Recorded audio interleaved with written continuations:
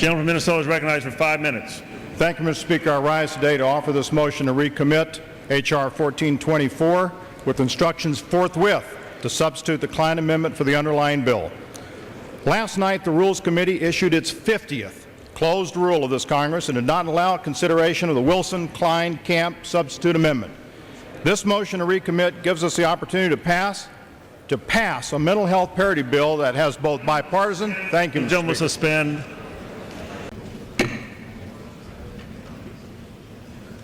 Gentleman from Minnesota.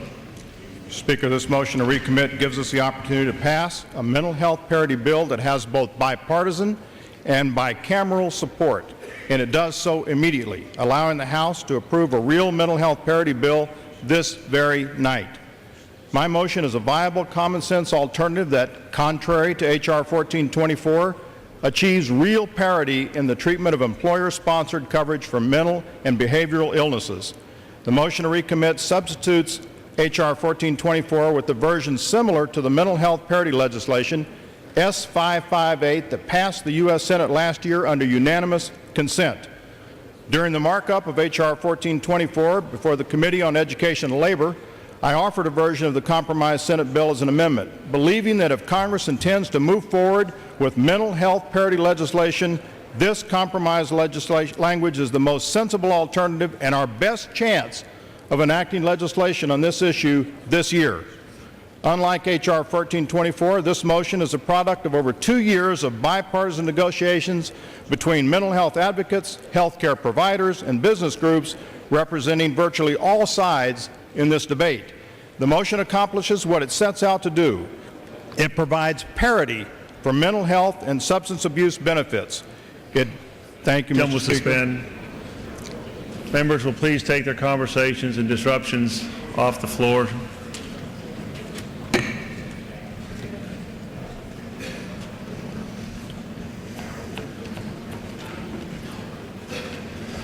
Gentleman from Minnesota.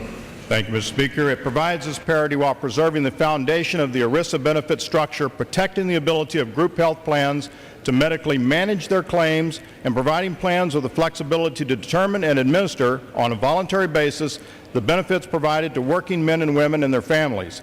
By steering clear of the benefit mandates and litigation traps contained in H.R. 1424, this motion makes it possible for employers to continue to provide high-quality, affordable benefits, and it does so while responsibly offsetting the costs. This motion to recommit includes an important provision that will save the American taxpayers billions of dollars by reducing the fraud in the Medicaid system by requiring all states to implement an electronic asset verification program within their Medicaid eligibility systems. Many states have balanced budget requirements and thus have limited dollars to allocate for the Medicaid programs. These new state-level Medicaid asset verification systems would ensure that Medicaid applicants are not intentionally hiding significant amounts of funds in undisclosed bank accounts in order to fraudulently enroll in a state's Medicaid program. This is a responsible way to pay for mental health parity benefits. Finally, this motion to recommit includes language to clarify that the bill does not require a group health plan to cover abortion as a treatment. For these reasons, I strongly urge my colleagues to support this motion to recommit and vote in favor of this common-sense alternative.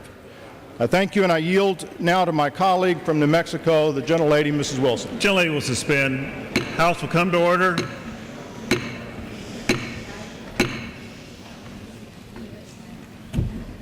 Lady from New Mexico. Thank you, Mr. Speaker. I'd ask my colleagues to remember only 3 things about this motion.